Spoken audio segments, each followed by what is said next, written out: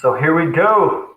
Alrighty. So we are live here with Ashley Cheeks. We're going to give it a moment for a few people to pop in. And everyone, how you doing today, Ashley? How's everything? Doing awesome. Good to be here, Jonathan. Yeah, super excited to have you. I think you got saved from the floods in Houston, right? You're actually supposed to be here down in South Florida right now, and you ended up having to stay. What happened? Man, it was the craziest thing. It was like in an instant, we went from dry to completely flooded. And if you've seen the pictures in Houston, it's not funny. It was crazy unexpected, and people actually lost their life in the storm. However, Wow. fortunately, yeah, 4 people drowned. It was like when I say it went from nothing to flash flooding, Wow. it was insane. Nothing, I mean, even hurricanes in the past were not this bad. Wow. Fortunately, me and my family were safe and no property loss, but that was not the case for a lot of people. So it was crazy. It was absolutely crazy. It was a lot more dangerous than I thought. So thank God you and your family are safe, but like things like this happen. So, all right. So some people are hopping on here, guys. I'm actually super excited right now because Ashley Cheeks is an extraordinary type of person. Okay. So I'm going to give a little bit of input so that people that don't know who you are, Ashley, I'm just going to give them a quick glimpse into who you are, what you do. And then I would love to hear from you. So Ashley Cheeks, guys, if you don't know who she is basically a pitch deck, an investment extraordinary person that can help you elevate your business to incredible new heights. She's actually helped a company raise up to, $550 million. Okay, that is crazy. Like if you have to have a perfect type of pitch deck to write up that type of stuff, because when people are looking into investing that much, you have to have every single T crossed and every single I dotted 100%. She actually has a new book that will be coming out on how to write an exceptional business plan, right? Is that coming out in 2000 and then this year or the beginning of This year? Yeah, October actually. Yep. Oh, so it's coming right out, guys. This is going to be an awesome book. You want to check it out. She's also a member, okay, of the prestigious Forbes Business Development Council, okay? So Forbes, everyone knows Forbes. Everyone knows that. So that's super amazing to have you there. And she has done more than 200 business plans completed to date, okay? So 200, that's pretty serious because these take a lot of work. And that's what she's done. So Ashley actually used to work for GE, and was it in the mergers and acquisitions department, or where was it exactly? It was in the business development department. So business development, and one of the things that I love, and when I heard this, I really resonated with it. She actually ended up leaving GE because she wanted to work with more like startups and entrepreneurs. And I remember with my agency, one of the things that I used to work, we used to work with Audi, with Maserati, a few big companies out there and corporate companies, even some politicians. And it's like, I wanted to help startups. So I resonate with that huge, and that's kind of what we do here at Pitch Investors Live. So we're helping these, seed startups, these entrepreneurs, these visionaries. I want to get their ideas off the ground because they're the engine to our world. So that was, when I heard that, I was super amazed. And there's so much more. Basically, you're a pitch advisor to 11 statewide investor networks. And I could go on and on. You're like a contributor at Forbes, Born to Invest, Medium, all different types of places. So I'm super excited to do it, but I can't give justice to you. So I would love to hear and to tell everyone a little bit about your story. Give us a little bit of who you are and what you're up to these days, Ashley. Yeah, thank you for that amazing introduction, Jonathan. Yeah, it was, it feels like it was yesterday, but basically when I worked for GE, as you mentioned, it was in a space where it was helping with proposal development and creating business plans in a way that helped generate more funding for the company in different levels. So a lot of what I learned with the sales teams and with trying to strategize and really look at the market, I realized is exactly what startups and entrepreneurs have to do every single day. Now, on the side, I was a freelancer. I've always had a side hustle in one way or another.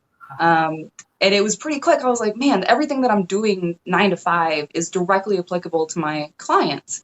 And at first I was just doing business plans for people. And then it was like, hey, the business plan was amazing. The investor loved the business plan, but he said that I didn't seem confident in my pitch and that I didn't seem to know my own business very well, even though the business plan was good. And one thing led to another, and things evolved, and I ended up becoming a pitch consultant for entrepreneurs all over the place. And that's how I kind of rolled into, investor networks. Like last weekend, EDP had a starter, pitch accelerator competition, and they called me in to come and just coach everybody and get everybody grounded on what to expect, how to get ready, how to prepare. Yeah, so it's been a really awesome journey for sure. Yeah, yeah. Oh, that's amazing. That's amazing. Yeah, like I see now that like you're definitely getting busier and busier. And the thing is like when you're getting people results, and even with us at Pitch Investors Live, you've been just such an amazing resource and supporting us in so many different ways. We want to do everything that we can for you. So even so, one of the exciting things that we have going on, I'm so excited about this, is that you will actually be at for 3 days at the Pitch Mastermind, which has become a ridiculous event. Like actually this event wasn't supposed to be to the extent that it is, but it just keeps getting bigger and bigger and crazier. We locked down Grant Cardone. Kevin Harrington's going to be there. This guy, James Carey, that invests into like e-com, internet marketing, like technology companies, is going to be there. You yourself that knows how to raise money very well. Like just being in this room is going to be like exponential growth. And I don't know if I've told you, but we actually secured, and this happened because we actually had a problem with the mansion that we were having, that we were supposed to get. They had people that got kicked out. It was actually the house where Conor McGregor got arrested in. So they were having problems. So we're like, shoot, the last thing that we need is all these crazy high level, people doing business in the billions of dollars to get kicked out of this Airbnb huge mansion that we had. So we're like, okay, what are we going to do? So we fell across basically the Fana Hotel. So the Fana Hotel has the largest penthouse in North America. Yes. And we locked that down, and that's where we're going to have our mastermind. So it's become something spectacular. I don't know if you knew already, but now you know. So now I know. 14,000 square feet, Madonna, Jay-Z, who else has been there? Freaking royalty families, and we're going to have everyone there. It's going to be spectacular. I can't wait. So cool setting. The location sets so much of the stage for an amazing mastermind, because once you're in the right environment, it's amazing the connections and ideas that start flowing. So I'm so glad to hear that you guys had that pivot in the right direction. Yeah. And like masterminds not only have changed my life, but I do a lot of personal development myself. So like we're kind of like putting into play like all these different factors of, the power of a mastermind, things that have helped us tremendously with personal development side and everything like that into one place. And it's going to be a 3-day journey. Let's just call it that. So it's going to be fun. We can't wait to have you there. So, all right. So let's go ahead and get some information really quickly. I would love to know, and I know there's people out there that potentially you guys don't even know that you could be raising money. Some of you want to raise money. Some of you have an idea. And there's a lot of pitfalls that people don't know about, okay? Without having a proper pitch deck, proper business plan. Like what are some of those pitfalls that people aren't even aware about that you can basically share with us? Yeah, you know what it is? I think one of the biggest things that people don't realize is, yes, you can raise funding probably for almost any idea. There is really no limit of funds. And whenever you hear a startup talk about what's in their way, why can't they move forward, it's always money, right? The thing is, you have to understand that it doesn't go from I have no money and I have an idea and I'm going to find an investor to give me $100 million for it. There's a lot in between there that needs to happen first. And people, they don't understand the steps. They don't understand what it means to be pre-seed and to raise seed funding and to go, Series A and all that stuff, right? All it just means is you have to do it in stepping stones and bite-sized pieces in smaller raises at a time. And along that entire journey, you have to be able to present yourself on paper. So if you have this amazing idea, you've got to be able to put a business plan in front of an investor, because if you can't do that, they're not going to take you seriously. And you can give them great ideas, tell them it's a huge gajillion-dollar market and you're going to tap it and it's great. But if none of that is on paper in black and white, in numbers and concrete projections that make sense, that are understandable, that are grounded in reality, just a pretty pitch deck is not going to get you there. You really need to have the meat behind it. Yeah. And that's one of the things that you're an expert at, is like getting people to reality, because one of the things that I see so often, people don't realize that if they're going to go out there to talk to investors and they're going to waste their time, money, effort, the network, because if you're talking to someone and you show them a pitch deck that doesn't even look right, you just wasted a lot of time. So it's like sometimes it's good that you go to an expert that really knows the psychology, the behavior behind it. That's one of the things that you do. So that's amazing. Definitely a big pitfall, right? So let's talk really quickly. So what would you say was one of the reasons, like being at GE and everything like that? What was it that you were seeing in that world, and what made you kind of take that shift from GE, a major, company out there that they're doing a lot of like merger and acquisitions and everything like that? What made you take the step to be like, you know what? I want to work with entrepreneurs. I want to work with startups. They're the ones that need the help. Like, can you tell us like why that happened and like, what you've seen the difference between the two? Do you mind sharing? Absolutely, yeah. I don't know if I've ever really shared this piece of it before with anybody, but there was a moment. I mean, there was personal drivers, of course, for me to say I'm done with this. But I was never somebody that was like, oh, I'm going to be an entrepreneur when I grow up. That was never my goal. And it's funny, my mom was a school teacher, and I always thought I'm never going to be a teacher. And now all I do is teach people stuff. Anyway, at GE, I loved my job. Let me like right off the bat, I got paid well. I loved the people I worked with. It was an amazing culture to be in. But you find out really quickly that when you are working in an environment where there's so many layers, especially if you can kind of see like, okay, this is what we need to be doing. We need to be doing this one thing. And you start doing it in your bubble and you create positive results, but you can't influence everything in the company because there's too many layers. There's too much going on, too much bureaucracy. And I got to a point where I was like, our department's doing great. Our sales are through the roof. I was coaching the sales team on closing better, and we were creating simple things like making an amazing cover letter, like that first thing that you might send to an investor to say, hey, this is who I am and this is what I need money for. Just that intro piece. If you tailor some of your wording and you're really methodical about how you present your idea, it can change the entire conversation. And that was what was happening at GE. We were, opening doors to things that didn't necessarily, that we didn't have an opportunity for before because we changed the way we approached it. But that being said, GE is always going to be GE. They're always going to keep getting bigger. They're always going to be fine whether I'm there or not. So I really wanted to find a place to make a better impact. And like I said, I was always side hustling and I always had the business plan freelance work. And I was like, you know what, the companies that I'm working with that are starting up, they value my advice. I was doing it at a crazy affordable rate. So they were getting help they needed at a price they could afford. And they were getting one-on-one support. And I was feeling so fulfilled by it. And I was like, yes, like another company got funding. Like, yes, they made it to the level. And I was just like, this is where my passion is. Like, I want to help other people figure it out. And I want to take away that barrier that exists for so many, because not everybody, is raised in Silicon Valley. Not everybody's exposed to that startup, that startup environment. And if you're not steeped in that, it can feel really, really overwhelming to think about where to start and what do you do and how do you get going. And it doesn't have to be overwhelming. Doesn't have to be. You just have to put yourself around the right people, take the right steps, and listen to others' advice. So it was just the right move for me at that time. Yeah. I think that's one of the reasons that we probably resonated, like you coming supporting us and we supporting you also is because Pitch Investors Live was created on the idea that you don't have to be in Silicon Valley. You don't have to be in New York, Tel Aviv, Singapore, Bangkok, some of these places that are just major investment hubs. It's like we wanted to break down the barriers and then, just flatten it because there is like if you're not in Silicon Valley, a lot of times it's hard. If you're not in New York, it's harder. There's other hubs coming around the world. There's like in Utah, Salt Lake City, Silicon Slopes are popping up and everything like that. But it's like we live in a very digital world. So why is it that regular, really good investors, really good entrepreneurs, really good visionaries can't have the opportunity? So one of the reasons we created Pitch Investors Live was to basically break down those barriers and get them connected to people like yourself, investors, and get the education that they need so they can actually compete with the people in Silicon Valley and they don't have to be there. So it's like I love that, and I think that's one of the reasons we probably resonated, and then we've come together in different ways and everything like that because there's a similar mission at hand to help these entrepreneurs break through those barriers and break down the walls. Like there shouldn't be walls in this new digital spectrum. It just doesn't make any sense at all. So perfect. So what would you say for some entrepreneurs and visionaries and like inventors and everything like that?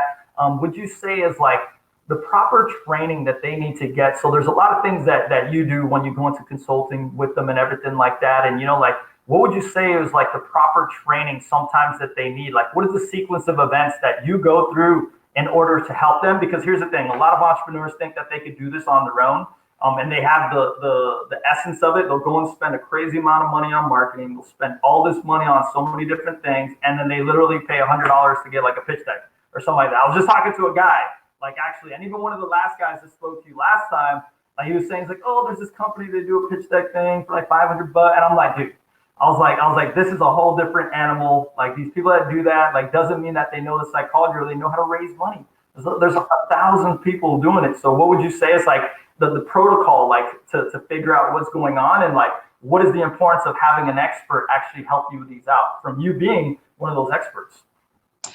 I think the biggest thing that people gain in working with somebody else, whether it's me or any other expert in the space, is an unbiased perspective. Because when you start working with somebody else, they're going to tell you things that you didn't realize were right under your nose and that you need to know about and be familiar with. So for instance, one of the first thing that somebody does with me is get a business plan finished, period. If your business plan is not up to standard, is not in depth enough, doesn't make sense, isn't short enough, you have to have it really concise, do not ramble, then we need to overhaul it. And so the first thing that you do is understand not just like putting your idea on paper. It's not just regurgitating your thoughts and putting it into words. It's actually analyzing the space that you're in and understanding it at a deeper level. And most entrepreneurs are going off of what they know about the market or what they know about their audience. They don't put in the diligence to verify what they know or look for what they don't know. And usually when you do those things, the strategy changes, right? More avenues become clear to you on how you're supposed to move forward. And if you don't have those things clarified before you go to an investor, your investor might be the one to tell you, hey, this avenue doesn't work because of this, this, and this. Or did you know the market's shifting? Or they just passed this new regulation. You can't do that anymore. You don't want the investor to be the one telling you about your space. You need to know your space better than anybody else. So do the business plan, do the due diligence so that you can get that done. And then from there, we work on, that includes financials, that includes valuation, that includes understanding your financial strategy. And I will never forget, I had a startup. They were like, oh, we're going to do this really awesome, like almost like Facebook competitor. And I was like, how are you going to monetize it? And we had spent an hour on the call just talking about the idea. I was like, so where does the revenue come from? And they're like, we don't know, but we just know it's going to work. And I'm like, okay, fair. But you can't say that to an investor. Let's get your revenue model in place, right? So you've got to know your numbers, you've got to know your strategy, and then at the end of all of that, the end, not the beginning, is your pitch deck, your PowerPoint. That's when you make it all bite-sized and you make it pitchable and you make it fundable on paper, on slides, so that you can speak to it intelligently. But if you have a pitch deck without a business plan, you've got a shell that's not going to go very far with investors. Yeah, no, amen. That's the one thing that I definitely preach to like different startups when I hear, and I have conversations with so many of them. And, like one of the things I go into is like, like if you actually are going to raise capital, are you doing it correctly or anything like that, right? So I think we just lost Ash for a sec. Let's see, she'll probably hop back in. So this happened on the last live. She just needs to get back on connected. So give us 1 second, guys. So I'll just quickly explain. So one of the things that I tell like entrepreneurs and startups that basically are looking to raise capital, or if they don't even know that they actually can raise capital, is to basically put in the logistics correctly and work with an expert that knows how to do this, okay? So many people go out there, they market the crap out of their businesses, they're growing exponentially in different ways, and they're putting money in so many places, but if you're actually looking to raise capital, like you must, and it is very important that you must do it correctly, and getting a mentor, one of the reasons I'm huge on mentors and everything like that is because a mentor will see those gaps, just like Ashley was talking about. They will see the gaps that you weren't aware of. They know the marketplace. They know what the funding landscape is looking like, okay, first of all. Secondly, they know what is exactly going on. And today's day and age, because I don't know if you guys remember, there was basically, what was the essence that they were saying? They were saying that I think it was about a year or two ago that now the actual seconds that someone could pay attention is less than a goldfish. So our attention span is now lower than 8 seconds, I believe it is. Okay, so if you put that into consideration when you're building a pitch deck, think about it if you have a 30-page pitch deck or a 40-page business plan, okay, and you're sending it to these investors that are super freaking busy as hell. If they're that freaking crazy busy, guess what? They're not going to look at it, okay? Unless you're already in that network, which is the power of the Rolodex and everything like that. So let's see. Hold on. So anyways, the power of the Rolodex, which is like you get in front of someone or you're able to get on a call, which is a little bit different. But if you're sending out these pitch decks and you have the information, You want to make sure that all of that is like outlined in the best way, in the shortest manner possible. That's why actually right now, people are actually doing a lot of one-page business plans. If you guys have ever heard of the one-page business plans. And then secondly, people are doing, so there's like, what is it, 10, 20, 30. One by Guy Kawasaki was one of the guys that basically came up with the concept of the pitch deck that is very short, but it's the psychology of what needs to be put in there, okay? So it's like, if you know your marketplace well enough, getting a mentor that can help you structure this for a proper raise is the best way to basically go about it. You know what I mean? So like, that's like one of the important things that I see there and everything like that. All right, so let's see if we're gonna get Ashley to rejoin, guys. So just give us 1 second. I think she had some technical difficulties and she's getting back on in 1 sec. So actually, let me go ahead and see if you guys have some comments. I'd love to actually, if you guys can, if you have any questions really quickly. So while we're waiting on Ashley to rejoin, I would love to hear some questions from you guys about like raising capital. Like what would it take? If you have any questions about the mastermind, this mastermind is gonna be freaking off the chain. We're gonna bring back some really cool information from that one. So let's see. All right, so, okay, question. So basically, what happens if you just have an idea, right? So if someone just has an idea by itself, okay, so if you just have an idea, what are the steps to take if you want to get your idea off the ground from the very get-go? So if you're someone that just has the idea by itself, where do you go, okay? So one of the ways, and again, I would love to get Ashley's input on this, but I'm gonna give you mine. We help out with a lot of pitch deck stuff also. So one of the things is like you have to solidify this idea to make it real. So one of the things that happens a lot, so I'm an investor myself. So a lot of my friends like to come to me, I've invested in a couple of my friends' ideas and stuff like that. So a lot of my friends like to come to me and they're like, Jonathan, let's get together in this and that. And like one of the first things that I always ask is, where's your pitch deck? Where's your business plan? And where are the numbers? Okay, so like ideas are great, but at the same time, what has been solidified, okay? And I'm not a big time investor or anything like that. But in let's say that you're going after angel investors and then some venture capitalists, at this point is where they have to go more. There we go, Ashley's back. Okay. Oh my gosh. I was giving a breakdown of some of the things that I see and like, how sometimes like I was saying that I'm an investor myself, invested in a couple of my friends like projects and stuff like that. And like a lot of my friends will come to me with ideas. And then ideas are great, but if there's like no business plan, no pitch deck, it's like, okay, you're talking to me way too damn early. You know what I mean? You got to get, so, and I'm not even a big investor. So imagine these, these other people that might be even busier, bigger, they come across way more pitch decks and stuff like that. These people don't have time. So I was talking about let's take it from here. So I was talking about on like the precision of having like short pitch decks, 1-page business plans, which are becoming extremely popular. Can you touch on that subject a little bit on like how people don't have time and like why it's important to solidify, in a shorter one, and why it's good to have a mentor help with that? Because the shorter it gets, the better the information needs to be that is in there, right?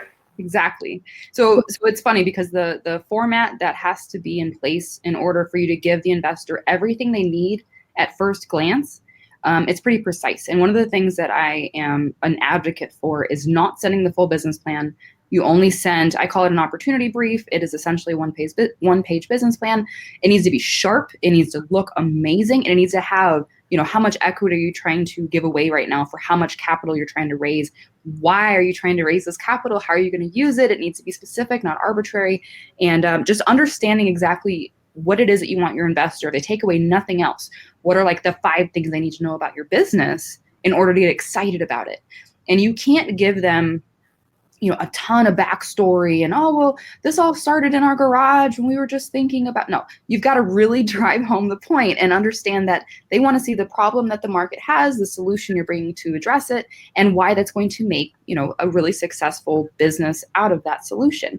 But what you can't do is give them a 100-page business plan and expect them to just, out of curiosity, peruse it. No, you give them a single document, a single page that is in big, bold font that tells them everything they need to know, make it interesting, intriguing, and know that you have to entice them and encourage them to come back to you later and say, hey, I've been sleeping on this and this thing keeps coming to my mind. Tell me more. I'm dying to know more about what you're doing. And that is all possible if you have the right, one pager in place.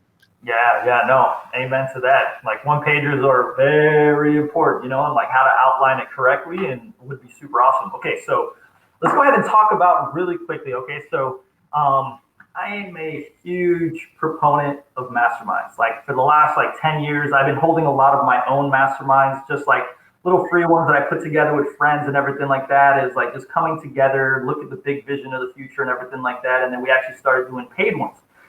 When we actually started doing paid ones, there's a huge difference that I have seen. First of all, me, myself, I paid for a lot of masterminds myself, spent a lot of money.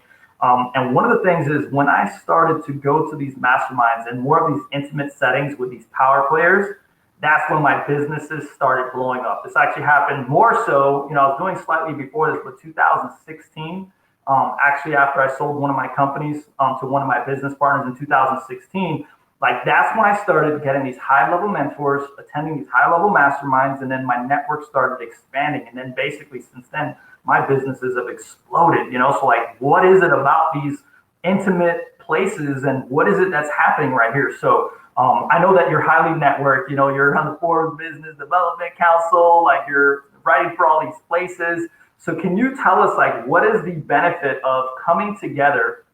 And I know that you've probably been in boardrooms and stuff with like major CEOs and these people, high level people. So what would you say is the benefit of coming together inside these very small and intimate places with these high level players like that you've seen for yourself? And what is the benefit behind that you've seen? And like, can you give us some input? Yeah, so it's really funny because when you get a whole bunch of like-minded people in a room, it's a tangible difference in energy, right? So everybody that is there that is trying to do big things, it's a very different feeling than, if you're sitting with your everyday friends or you're hanging out with your family. It's really interesting that when you get just a few people, it's really important that it's intimate, because if you have like this conference size audience around you, you're going to connect with maybe one or two people, but you're going to miss out on a ton of other value that's there that you just can't tap into because there's too many distractions. You need it to feel like this, like really, really societal kind of an intimate thing. It needs to feel like the secret society of intelligent entrepreneurs. And what's funny is the world is really small, guys. Like it's really, really small, right? Like everybody knows somebody who can help you. And once you're in the room with somebody and you're having a one-on-one conversation and they're well connected or they know the right person who you need to talk to next, you get into a depth of conversation with them that you can't get anywhere else because it's just you and that other person or you and these other people. And some folks think that there's no such thing as a unique idea, that, once you have an idea, somebody else somewhere else in the world probably has it too. And the thing is, that makes it so much more important to act immediately when you have a great idea and act as fast as you can. And masterminds fast track that. They fast track because they put the right people in the room for you who you need to be around to make things happen quickly, take things to the next level, speed it. Because how often are you going to be with Kevin Harrington and then like, oh, well, tomorrow I'll be with Grant Cardone. Oh, well, tomorrow I'll be with Reese Jones. That doesn't happen every day, right? You might see one of those guys maybe once a year, maybe at one of their conferences from the audience, right? You're not having a conversation with them. Yeah. This kind of thing puts the right people in the room with you so you can make big moves and everybody's thinking in the same ballpark. Everybody's in that same level. So it's just a richer experience. Masterminds are just the golden ticket to taking things to the next level. Yeah, the way that I found out about the power of the mastermind. So obviously I'm a huge Napoleon Hill fan. Okay. So I don't know if you're a Napoleon Hill fan. I don't know if there's anyone in the audience and everything like that. But, they call him one of the greatest success authors of all time. I also got to attend, very luckily, the Think and Grow Rich, which is one of his most famous books, premiere. And I got to talk to Bob Proctor. I got to talk to all these different people that were actually at this event. And the conversation was very interesting because one of the things that I got to talk to all these like high level players and celebrities and everything like that was that why were they in the book? I mean, why are they in this movie? Yeah. And one of the reasons that they were all in the movie is because they all watched Think and Grow Rich, or they read Think and Grow Rich and they used it. Even Bob Proctor to this day is reading that book. Supposedly, this is what he says. He reads that book every single day. To this day. I'm like, are you serious? How? I was like, that's crazy. I was like, how to this day? And he utilizes those principles. This is what he said actually at this premiere. So I was like blown away. I was like, is this for real? And one of the most important books of this, one of the most important chapters of this book is called The Power Mastermind. So one of the people that actually taught Napoleon Hill about masterminds was basically, I think it was Carnegie. So one of the things that happens with these very high level players, including Ford, is that they used to put together these small and intimate masterminds to basically elevate them to a whole nother level. So the power of these masterminds, and the reason that like this thing is blown up bigger than everything. And by the way, you know, there's all kinds of masterminds out there, and I just highly suggest if you've never been to them, you got to get to one of these. Okay. So you get into this environment, and like you said, the world is also moving extremely fast, right? So it's like, what have you seen? You know, I talk about the digital revolution and the digitation. You know, pitches are we're trying to fast track everything. With the speed that things are going from what you've seen before till today, what are you seeing that is speeding up in the world? Can you tell us of anything that you're seeing that is changing, developing in the investment world, entrepreneur space? Does anything come to mind for you? Like what's happening? Well, so taking technology in the same breath as taking kind of the speed of a way we can think and evaluate things, tech is moving way faster, right? So that makes it even more important for us to be able to create snapshot pieces of information for people that makes sense. And it's also really important to be realistic. Some people say that, you know, the Silicon Valley is in a bubble right now, and that, you know, stuff's going to change a little bit in the immediate future because valuations are higher than ever and they're really getting crazy. Part of the reason why some investors are saying, hey, let's be more careful, cautious, and more strategic about what we're doing going forward is because things are going to go faster. And that's also going to mean that things are going to fall negatively faster and succeed wildly faster. So we have to really be careful before we start trekking down a path when it comes to any entrepreneur trying to do anything. Just know that your time and the speed in which you're moving is the only thing on your side. And in general, with technology, especially if you're in the tech space, if you've got, you know, a business that creates an API that is a, you know, solution for something amazing, or if you are doing anything at all that involves apps or mobile or web, you need to know that things are about to shift in a really big way.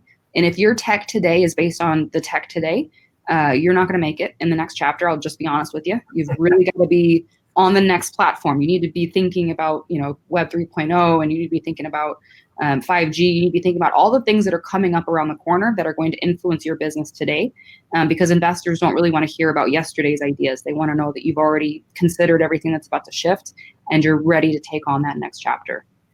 Yeah, and you know what? We're having a conversation actually with Gayatri, which I know you guys are going to get on like crazy, you know, when it comes next month in the mastermind. So we're doing an interview and we're just talking about how 5G is about to hit, right? So it's like you made a really good point that just hit home really well for me, and hopefully for those that are listening, is that things are moving fast and you got to think about tomorrow. And this is why it's like good to stay up to date with what's happening, because if you are living in yesterday's day, you know, when 5G hits too, like you literally have to be thinking ahead of like, how is this going to impact the world? Because they're saying it's 100 to 250x. We're talking about phenomenal, ridiculously going to change the world type of technology. $2.7 trillion going into infrastructure by the end of next year. Yeah. That to me is just like absolutely absurd, you know, what's going on. So like people have to take more action faster, because if you're not making these decisions and thinking too much about it, that's where it gets a little dangerous, right? Right. Think about it, but think about it strategically, quickly, and move it on. Because yes, and that's one of the reasons it's good to have mentors, right? And people to support you.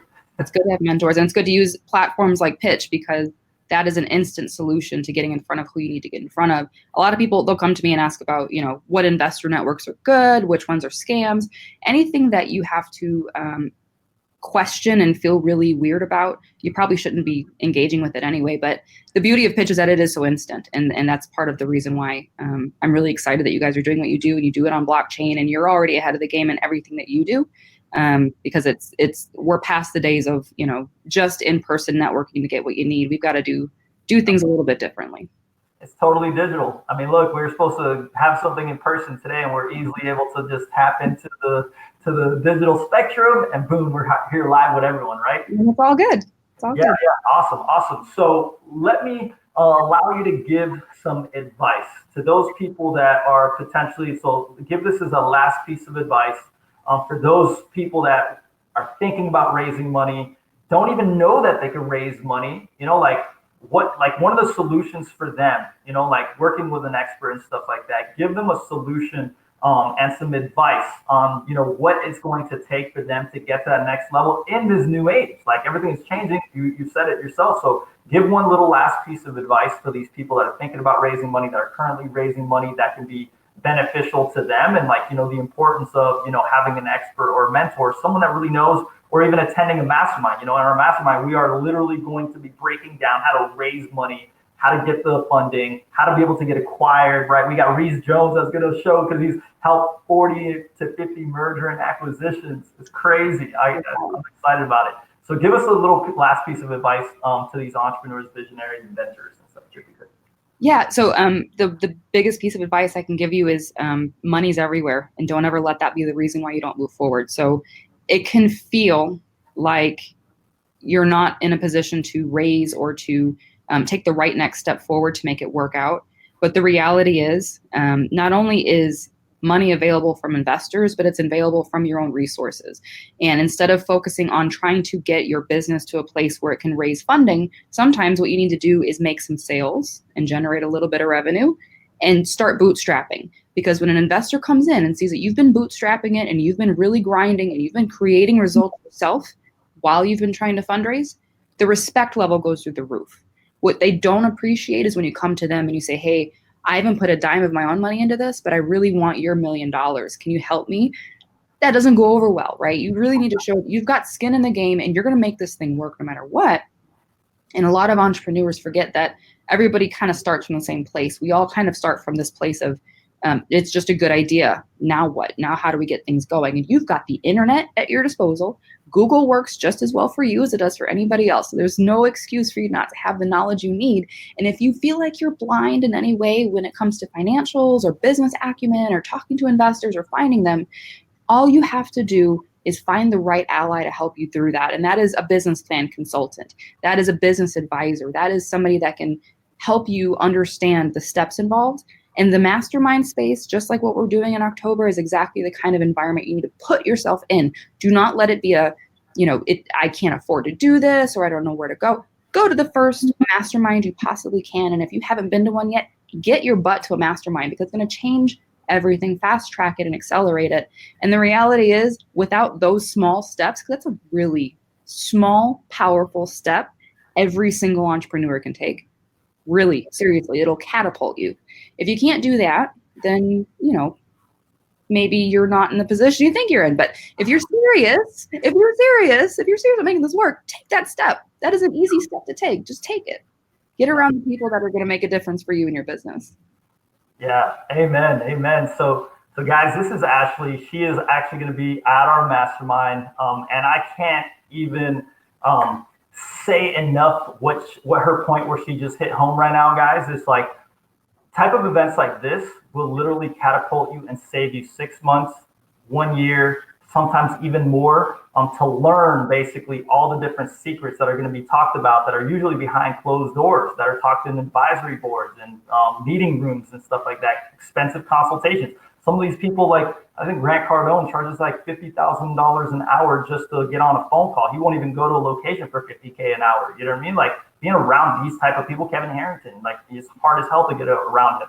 Ashley, not cheap. Like these type of things are like people that are making huge moves to be at your axis, and they catapult you to a whole nother level. So I'm so excited myself, just even me myself, like this became way bigger than I could ever imagine. And like the growth that I'm going to get from this is ridiculous. I know the growth that you are going to get from this, Ashley, is going to be ridiculous. Not only do you get to teach the principles that are raising people, millions and millions of dollars, but at the same time, it's like, we're going to learn so much, and then that network, lifelong friends are going to be made, networks, Rolodex is expanded. And, actually what we're calling it too, me and Umair were just talking, and it's a 3-day event, and we're calling it the rebirth. Okay. So the reason that we're calling it the rebirth is because there's 3 days. Okay. So the very first day is the initiation day. Okay. This is where the investors and entrepreneurs, basically it's a meet and greet in front of a $16 million golden mammoth, freaking ridiculous, on waterfront in Miami Beach. So that's day one, initiation day. Day two is basically the day of apprenticeship. Okay. Apprenticeship day. So this is the day where we learn the secrets. where we learn the sauce, how to raise money, how to exponentially grow your business, how to build teams, systems, and processes, and how to actually even acquire or get your company acquired. So any of you guys that are thinking really big, this is basically one of the juices inside there. We're going to allow some people also to pitch, which is going to be really great for you because you're going to be able to give them instant feedback. And, that learning dynamic where you see other people do stuff and get, very tight-knit information from these mentors right back is going to help grow big time, right? So then on Sunday, which is the 20th of October, that is the Mastery Day. Okay, so the Day of Mastery. Okay, and the reason that we call this the Day of Mastery, from our last mastermind that we held, this is where people got ridiculous information. We had people become millionaires after that last mastermind. It was like, I was so happy just to see the success from people. And what we do is we do hot seats. So in this learning dynamic where people do hot seats, it's like everyone gets to ask a question and you, the mentors, get to literally open up your Rolodex, open up your network, give them the knowledge, and one idea can basically switch their company completely all around or get them positioned to where it is that they want to go. But the thing is, the cool thing about this is when other people are asking questions, they're asking questions that you may need that you've never even thought of, and that's where breakthroughs happen. That's like major breakthroughs happen. This is what they do a lot in personal development, and one of the reasons we picked the structure because of how crazy beneficial it is. Then after that, we're going to have, Grant's going to come in. He's going to tell us how to 10x our businesses and how he's used these principles of how the hell has he grown so fast? Like, how is this guy doing this? Like, honestly, like he's doing it in the health, he's doing it in capital raising, he's doing it in real estate, he's doing it now in so many different sectors. Now he's a marketing thing with Frank Kern. Like, how the hell is he having so much success? His principles, he's going to teach us those principles on how exactly he's doing it. And then he's going to do a little small interview with Kevin, and then we actually get to actually ask questions. We'll probably take some pictures and everything like that. And then to end off the day, we're going to do a breakout session so people can go and talk to each of the different individuals that they resonated with the most. Very close, intimate. So there's not a lot of people. It's not like you can have a crowd of people around one person, you know what I mean? Because this is a very small group of people that are going to be together. And then after that, we have a little surprise for everyone. And then basically that's the rebirth, right? Initiation day, apprenticeship, and then Day of Mastery. So I'm super excited to have you involved. Ashley, thank you for being on here. You are totally amazing. Like if you guys need to reach out, if you want some help from Ashley, can you reach out to us? If you guys are interested in going to the mastermind, collabing with this amazing lady that is like making moves like crazy. You want to learn from her principles, how to raise money. You got to go to this event, guys.